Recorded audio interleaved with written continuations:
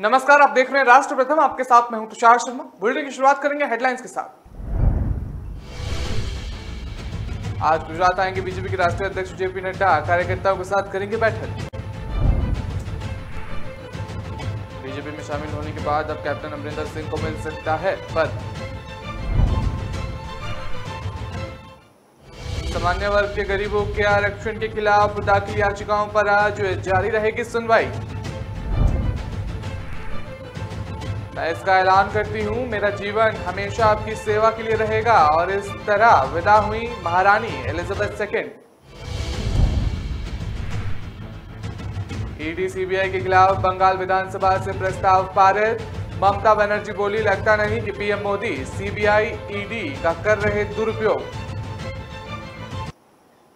अब खबरें जानेंगे विस्तार से। आपको बता दें कि मंगलवार को गुजरात आएंगे बीजेपी के राष्ट्रीय अध्यक्ष जेपी नड्डा, कार्यकर्ताओं के साथ बैठक भी करेंगे। और बता दें, इसको लेकर जेपी नड्डा का खास प्लान भी तैयार हुआ है।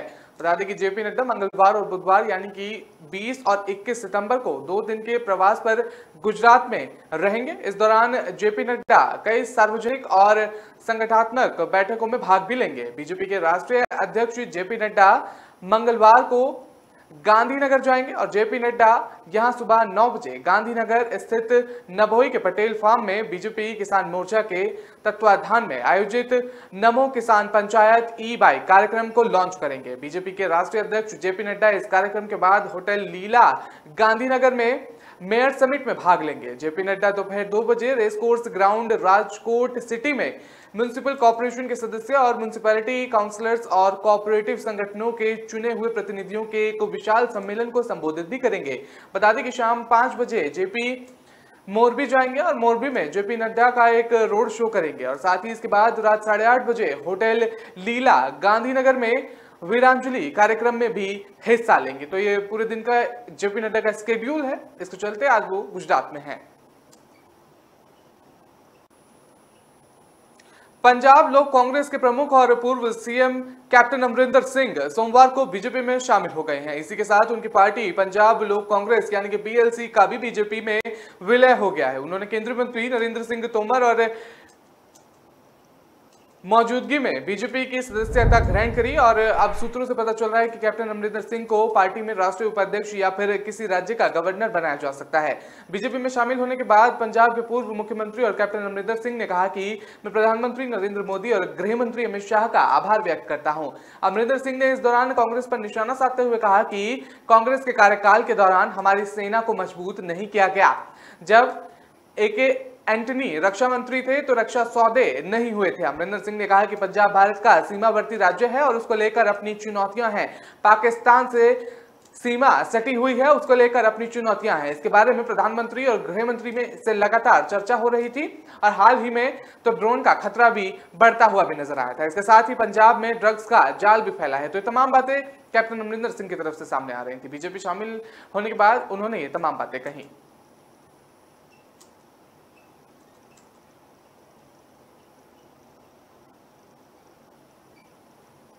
सुप्रीम कोर्ट में आज कई मुद्दों पर चर्चा होगी, बता दें। और इन सभी नजरें लोगों की यहां पर टिकी हुई हैं। और बताया जा रहा है कि सामान्य वर्ग और गरीबों को आरक्षण के खिलाफ दाखिल याचिकाओं पर सुप्रीम कोर्ट की संविधान पीठ में सुनवाई जारी रहेगी। मामले की एनजीओ जनहित अभियान समेत 30 से अधिक याचिकाकर्ताओं ने कोर्ट का रुख कर लिया है। और इन याचिकाओं में संविधान के अनुच्छेद 15 और 16 में संशोधन किए जाने को चुनौती दी गई है। सुप्रीम कोर्ट की तरफ से तय 50% तक ही आरक्षण की सीमा के उल्लंघन का भी हवाला इसमें याचिकाकर्ताओं की तरफ से दिया गया है।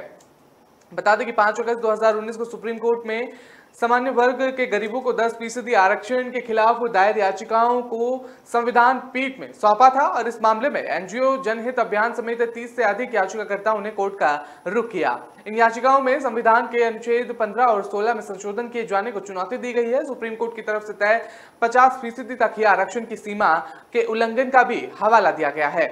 इन याचिकाओं में कहा गया है कि आर्थिक आधार पर आरक्षण असंवैधानिक है और सरकार ने बिना जरूरी आंकड़े जुटाए आरक्षण का कानून बना दिया। सुप्रीम कोर्ट ने आरक्षण को 50% तक सीमित रखने का फैसला दिया है। इस प्रावधान के जरिए उसका भी हनन किया गया है। तो सुप्रीम कोर्ट में आज ये सुनवाई जारी रहेगी।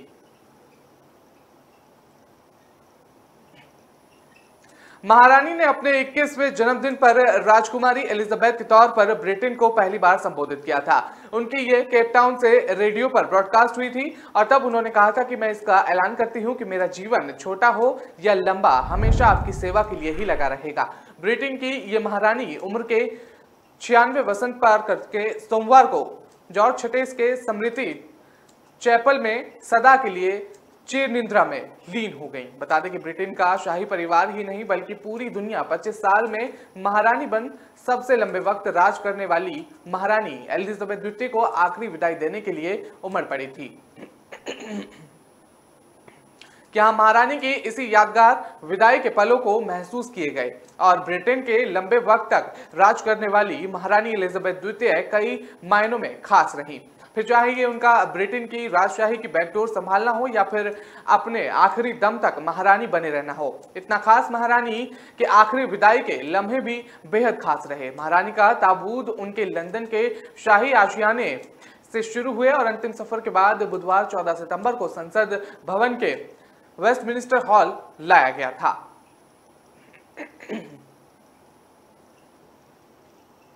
पश्चिम बंगाल विधानसभा ने राज्य में केंद्रीय एजेंसियों की ज्यादतियों के खिलाफ प्रस्ताव पारित किए हैं। इस प्रस्ताव पर पश्चिम बंगाल की सीएम ममता बनर्जी ने कहा कि मुझे नहीं लगता कि प्रधानमंत्री नरेंद्र मोदी सीबीआई ईडी का दुरुपयोग कर रहे हैं, बल्कि कुछ बीजेपी नेता अपने हितों के लिए ऐसा कर रहे हैं। मैं पीएम मोदी से सरकार और पार्टी के कामकाज को अलग अलग रखने का आग्रह करती हूं। ये देश के लिए अच्छा नहीं होगा। नियम 159 के तहत राज्य विधानसभा के पटल पर यह प्रस्ताव रखा गया था और पश्चिम बंगाल सरकार ने यह कदम ऐसे समय में उठाया है जब ईडी और सीबीआई तृणमूल कांग्रेस नेताओं के खिलाफ कुछ हाई प्रोफाइल मामलों की जांच कर रही है। पिछले 2 महीनों में पश्चिम बंगाल में टीएमसी के कई नेताओं को गिरफ्तार किया गया है। पहले पूर्व मंत्री और निलंबित टीएमसी नेता पार्थ चटर्जी को एक कथित शिक्षक भर्ती घोटाले में गिरफ्तार किया गया। बता दें इसके बाद तृणमूल बीरभूम के जिला उपाध्यक्ष और अनुव्रत मंडल को कथित पशु तस्करी जांच में गिरफ्तार किया गया। इस प्रस्ताव में पिछले साल सीबीआई द्वारा तृणमूल के वरिष्ठ नेता फिरहाद हकीम और दूसरे नेता की गिरफ्तारी का भी जिक्र इसमें किया गया है।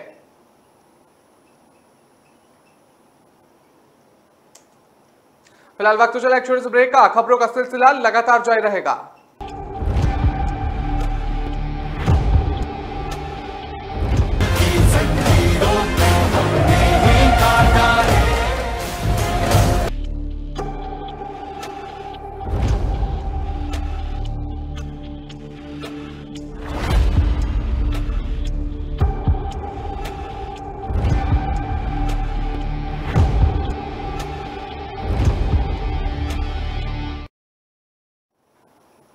ब्रेक के बाद आपका स्वागत है। रुक करते हैं अगली खबर का। आपको बता दें कि राजू सिंह अपहरण के इस मामले में पूर्व मंत्री और आरजेडी एमएलसी कार्तिक सिंह फरार हैं। आज दानापुर कोर्ट में इस मामले में सुनवाई होनी थी लेकिन नहीं हो सकी। आज पता चला कि कार्तिक सिंह के खिलाफ गैर जमानती वारंट जारी होगा, यह राहत मिलेगी। लेकिन आज जिस जुडिशियल मजिस्ट्रेट की अदालत में सुनवाई होनी थी वो छुट्टी पर थे, इसलिए सुनवाई नहीं हो सकी। इधर 19 दिन से कार्तिक सिंह को पुलिस खोज रही है लेकिन सफलता नहीं मिल पा रही है। बता दें कि कार्तिक सिंह लगातार फरार चल रहे हैं और जब ये सवाल पूछा गया कि कार्तिक सिंह कहां है और पुलिस उनको खोज क्यों नहीं पा रही है, तो ये भी सवाल पूछा गया था और इस पर उन्होंने कहा कि पटना एसएसपी और पटना की पुलिस कार्रवाई लगातार कर रही है, हर संभव कदम उठाने की कोशिश लगातार की जा रही है। न्यायालय के फैसले का इंतजार है, जो भी कोर्ट का फैसला आएगा उस पर नजर है, उसका पालन किया जाएगा, उस दिशा में कदम उठाया जाएगा। वहीं पूर्व मंत्री के वकील जनार्दन राय ने कहा कि 1 सितंबर को कार्तिक सिंह की अग्रिम जमानत याचिका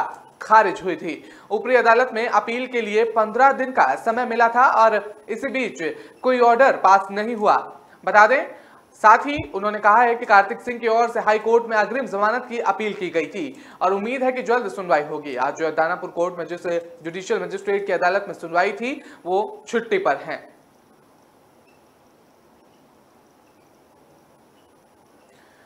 एसीबी ने अमानतुल्लाह खान से जुड़े 5 और लोगों को नोटिस जारी किया है, जिनमें 2 वफक बोर्ड से जुड़े हुए हैं और 3 बिजनेसमैन हैं, जिसमें अमानतुल्लाह खान की फाइनेंशियल डील हुई थी। और बता दें कि एसीबी ने अमानतुल्लाह खान और हामिद को आमने सामने बिठाकर पूछताछ की है। हामिद को भी एसीबी ने रिमांड पर लिया हुआ है। हामिद के पास से ही 12 लाख कैश और एक पिस्तौल बरामद हुई थी, जिसको लेकर एसीबी ने दावा किया था कि हामिद ने यह कबूल किया है कि यह कैश और पिस्तौल अमानतुल्लाह खान की है। बता दें कि एसीबी अमानतुल्लाह खान को दिल्ली से बाहर लेकर नहीं जा पाई है और एसीबी को अमानतुल्लाह खान को बिहार, उत्तराखंड और तेलंगाना, गुजरात और उत्तर प्रदेश जांच के लिए लेकर जाना था। अब विधायक अमानतुल्लाह खान को एसीबी ने भ्रष्टाचार के मामले में गिरफ्तार किया है। अब विधायक अमानतुल्लाह खान पर दिल्ली वक्फ बोर्ड के कामकाज में वित्तीय हेराफेरी और दूसरी अनियमितताओं का आरोप है। एसीबी का कहना है कि अमानतुल्लाह खान ने दिल्ली वक्फ बोर्ड के अध्यक्ष के पद पर रहते हुए 32 लोगों को अवैध रूप से नियमों का उल्लंघन करते हुए भर्ती किया। ये आरोप उनके ऊपर लगाया गया है। आम आदमी पार्टी ने अपने विधायक दुर्गेश पाठक को परिवर्तन निदेशालय यानी कि ईडी द्वारा तलब किए जाने पर सोमवार को सवाल उठाए और कहा कि मुख्यमंत्री अरविंद केजरीवाल का बढ़ता राजनीतिक ग्राफ असली निशाना है। धन शोधन के मामले के सिलसिले में पूछताछ के लिए पाठक के जांच एजेंसी के समक्ष पेश होने के बाद आपकी ये प्रतिक्रिया सामने आई। ये मामला अरविंद केजरीवाल सरकार की अब वापस ले गई है और आबकारी नीति की जांच से संबंधित है। बता दें कि पाठक दिल्ली नगर निगम चुनाव के लिए आपके प्रभारी हैं और आपके प्रमुख प्रवक्ता सौरभ भारद्वाज ने एक ट्वीट में आरोप लगाया कि आप गुजरात और दिल्ली दोनों का चुनाव बीजेपी ईडी सीबीआई गठबंधन लड़ेगा। आपको बता दें, उन्होंने कहा कि पाठक को ईडी द्वारा तलब किए जाने से यह स्पष्ट हो गया है कि दिल्ली में एमसीडी चुनाव होने जा रहे हैं। दिल्ली के उप मुख्यमंत्री मनीष सिसोदिया ने ट्वीट कर ये जानकारी दी है और बता दें कि उन्होंने जताते हुए कहा है कि उनकी पार्टी की दिल्ली इकाई के प्रभारी की सरकार की आबकारी नीति से क्या लेना देना है और उन्हें मामले में पूछताछ के लिए एजेंसी ने तलब किया है। उन्होंने कहा कि आज ईडी ने आपके एमसीडी चुनाव प्रभारी दुर्गेश पाठक को तलब किया। दिल्ली सरकार की आबकारी नीति से हमारे एमसीडी चुनाव प्रभारी का क्या लेना देना, ये सवाल खड़ा कर दिया और इनका निशाना शराब नीति है या एमसीडी चुनाव, सीधे सीधे सवाल खड़ा कर दिया। ट्वीट भी हम आपको स्क्रीन पर लगातार दिखा रहे हैं। मध्य प्रदेश के मुख्यमंत्री शिवराज सिंह चौहान सोमवार को झाबुआ जिले के पैटलावद पहुंचे थे, जहां एक चुनौती सभा को संबोधित करते हुए कांग्रेस पर बड़ा आरोप लगाया। बता दें कि शिवराज सिंह चौहान ने आरोप लगाया कि 1947 में नेहरू और कांग्रेस के नेताओं ने जल्दी सत्ता प्राप्त करने के लिए भारत को तोड़ दिया था और अब राहुल गांधी भारत जोड़ो यात्रा की बात कर रहे हैं। वहीं झाबुआ में आज सुबह वायरल हुई एमपी और बीजेपी के एक ऑडियो जिसमें एमपी बच्चों से अभद्रता करते दिखते नजर आ रहे हैं। बता दें जिसमें उस मामले में सीएम ने कहा कि जनता का अपमान करने वाले किसी भी अधिकारी को नौकरी करने लायक नहीं छोड़ूंगा, मैंने एसपी को सस्पेंड कर दिया है। सीधे तौर पर यह ऑडियो जब वायरल हुआ तो एसपी को सस्पेंड कर दिया गया है। सीएम ने तुरंत एक्शन लेते हुए बात कही। बता दें कि वहीं मुख्यमंत्री शिवराज सिंह चौहान ने जनता को संबोधित करते हुए ये कहा है कि अब जनता आवेदन लेकर सरकारी दफ्तरों तक नहीं जाएगी। 31 अक्टूबर तक सरकारी कर्मचारी गांव-गांव में जाकर योजनाओं का लाभ पात्र हितग्राहियों को प्रदान करेंगे। हमने जनसेवा अभियान में 35 योजनाएं ली हैं, जिनको गांव-गांव में वार्ड में जाकर पूरी तरह से हम पात्र हितग्राहियों को लाभ देने का काम करेंगे। कांग्रेस ने कर्ज माफी की झूठी घोषणा की और किसानों ने ऋण का पैसा जमा नहीं किया, उसके कारण हमारे किसान डिफॉल्टर हो गए। तो तमाम बातें शिवराज सिंह की तरफ से सामने आ रही हैं इसको लेकर।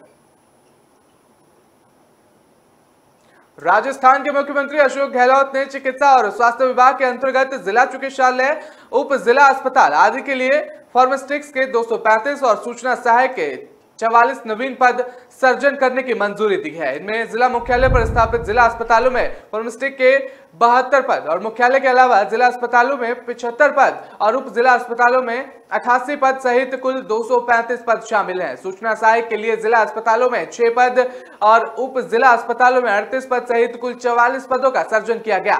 गौरतलब है कि मुख्यमंत्री निःशुल्क दवा योजना के कारण ओपीडी में वृद्धि होने और निरोगी राजस्थान योजना के अंतर्गत अतिरिक्त दवाएं जोड़ेंगे। बता दें निःशुल्क दवा केंद्रों के सुचारू संचालन और दवाओं की ऑनलाइन मॉनिटरिंग के दृष्टिकरण अतिरिक्त पदों की आवश्यकता थी। अब मुख्यमंत्री की स्वीकृति से निःशुल्क दवा केंद्रों के सुचारू संचालन और दवाओं की ऑनलाइन मॉनिटरिंग सुनिश्चित की जा सकेगी।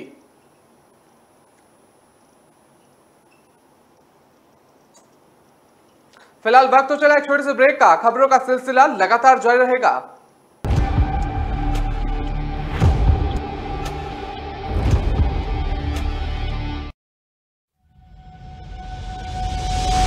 लहरों से डरकर नौका पार नहीं होती। कोशिश करने वालों की कभी हार नहीं होती। नन्ही चींटी जब दाना लेकर चलती है, चढ़ती दीवारों पर 100 बार फिसलती है। मन का विश्वास रगों में साहस भरता है। चढ़कर गिरना, गिरकर चढ़ना न अखरता है। आखिर उसकी मेहनत बेकार नहीं होती। कोशिश करने वालों की कभी हार नहीं होती। डुबकी या सिंधु में गोताखोर लगाता, जा जाकर खाली हाथ लौट कर आता। मिलते नहीं सहज ही मोती गहरे पानी में, बढ़ता 2 गुना उत्साह इसी हैरानी में।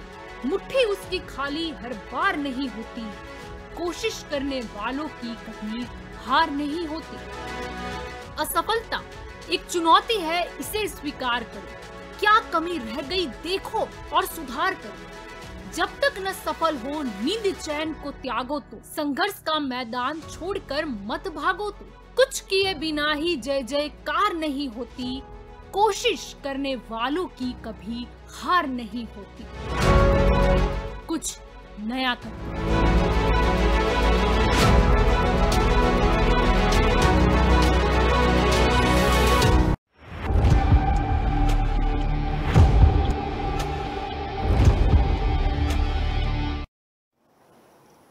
ब्रेक के बाद आपका स्वागत है। रुक करते हैं अगली खबर का। आपको बता दें कि पंजाब में आम आदमी पार्टी द्वारा विपक्षी दल भारतीय जनता पार्टी पर विधायकों के खरीद फरोख्त के आरोप के बीच सीएम भगवत मान के एक बड़ा ऐलान किया है। बता दें कि सीएम ने इस बात का ट्वीट कर जानकारी दी है। उन्होंने कहा है कि दुनिया की किसी भी करेंसी में लोगों की आस्था का कोई मूल्य नहीं है। 22 सितंबर को पंजाब विधानसभा का विशेष सत्र बुलाया जाएगा और विश्वास प्रस्ताव पारित किया जाएगा। वीडियो के जरिए उन्होंने क्या कुछ कहा, सुनिए आप। ਸਤਿ ਸ਼੍ਰੀ ਅਕਾਲ ਜੀ, मैं ਤੁਹਾਡਾ ਆਪਣਾ ਭਗਵੰਤ ਮਾਨ। ਪਿਛਲੇ ਦਿਨੀ ਤੁਸੀਂ ਸਭ ਨੇ ਮੀਡੀਆ ਦੇ ਵਿੱਚ ਪੜ੍ਹਿਆ, ਸੁਣਿਆ, ਦੇਖਿਆ ਹੋਣਾ ਕਿ ਕਿਵੇਂ ਇਹਨਾਂ ਨੇ ਸਾਡੇ ਐਮਐਲਏਜ਼ ਨਾਲ ਸੰਪਰਕ ਕਰਨ ਦੀ ਕੋਸ਼ਿਸ਼ ਕੀਤੀ, ਉਹਨਾਂ ਨੂੰ ਪੈਸੇ ਦਾ ਲਾਲਚ ਜਾਂ ਹੋਰ ਕਿਸਮ ਦੇ ਲਾਲਚ ਦੇਣ ਦੀ ਕੋਸ਼ਿਸ਼ ਕੀਤੀ ਤਾਂ ਕਿ ਪੰਜਾਬ ਦੇ ਲੋਕਾਂ ਦੁਆਰਾ ਭਾਰੀ ਬਹੁਮਤ ਨਾਲ ਚੁਣੀ ਹੋਈ ਮਨਪਸੰਦ ਸਰਕਾਰ ਨੂੰ ਤੋੜਿਆ ਜਾ ਸਕੇ।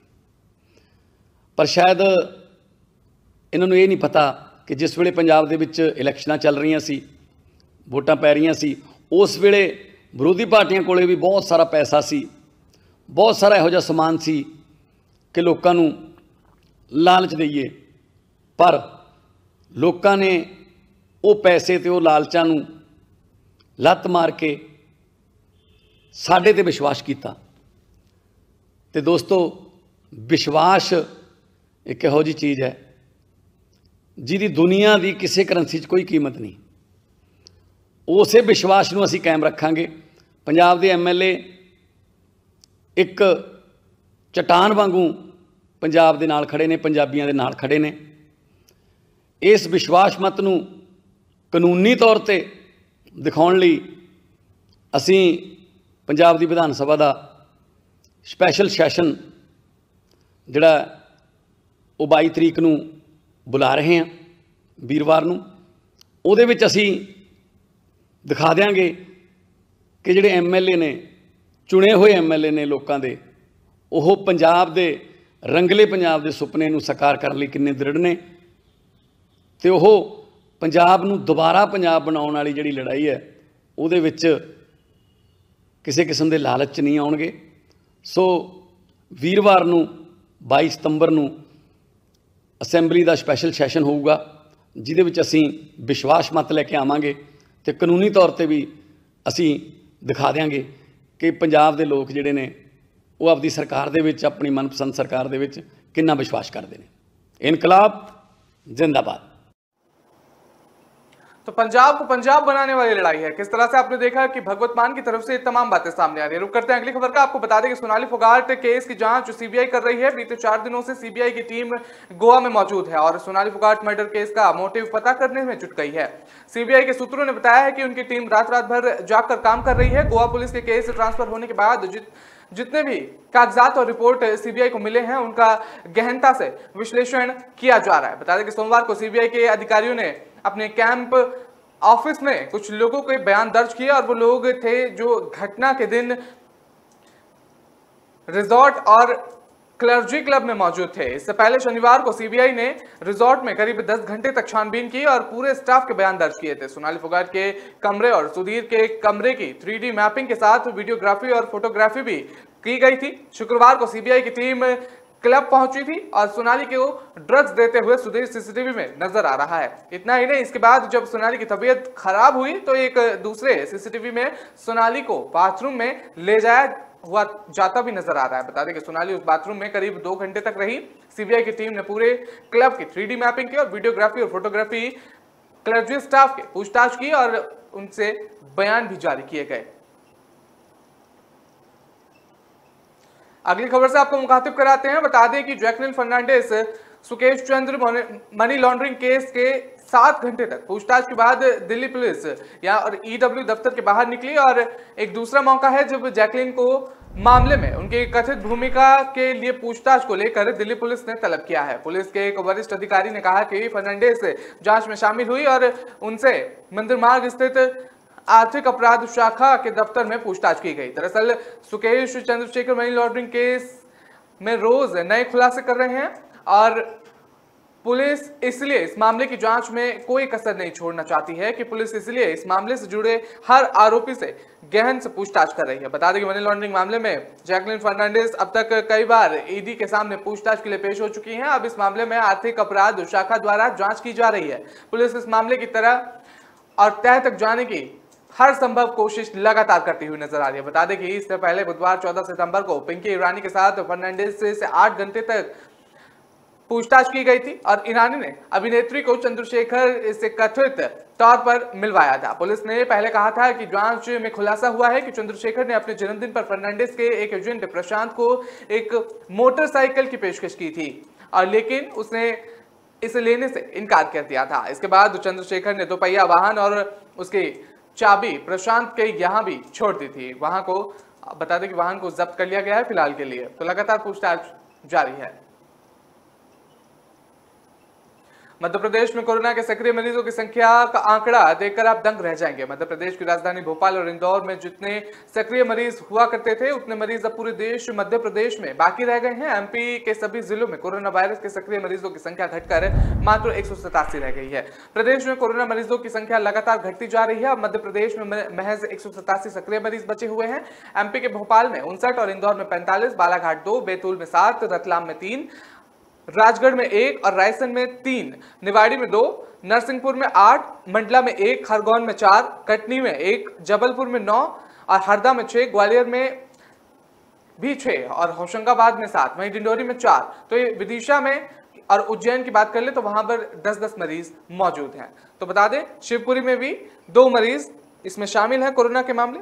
लगातार एमपी में कोरोना के मामलों में इजाफा नहीं होता देखा जा रहा है। देश भर में लगातार बारिश का दौर जारी है जिससे तापमान में गिरावट देखी गई है। भारतीय मौसम विज्ञान यानी कि आईएमडी का अनुमान है कि अगले 2 दिन में उत्तर पश्चिम भारत के कुछ हिस्सों से दक्षिण पश्चिम मानसून की वापसी के लिए परिस्थिति अनुकूल होती जा रही है। मौसम विभाग के अनुसार राजस्थान, पंजाब और हरियाणा आसपास के क्षेत्रों में अगले 5 दिनों के दौरान मौसम शुष्क देने की संभावना है। हालांकि कई राज्यों में अगले 4 दिनों और कुछ में हिस्सों में गरज और बिजली गिरने का अनुमान भी लगाया जा रहा है। साथ ही भारी बारिश होने की संभावना भी जताई जा रही है। बता दें कि उड़ीसा के कई क्षेत्रों में मंगलवार को भारी बारिश से बहुत भारी बारिश होने की संभावना है। इसके अलावा छत्तीसगढ़, झारखंड, अरुणाचल प्रदेश, आसाम, मेघालय, नागालैंड, मणिपुर, मिजोरम, त्रिपुरा, पूर्व मध्य प्रदेश और तृतीय आंध्र प्रदेश भी अलग अलग जगहों पर भारी बारिश की आशंका जताई जा रही है। तो फिलहाल इस बुलेटिन में इतना ही। मुझे दीजिए इजाजत। आप हमारी खबरों को विस्तार से पढ़ने के लिए आप हमारी वेबसाइट का भी इस्तेमाल कर सकते हैं। www.kalamkartavya पर जाकर आप हमारी वेबसाइट पर खबरों को विस्तार से पढ़ सकते हैं। नमस्कार।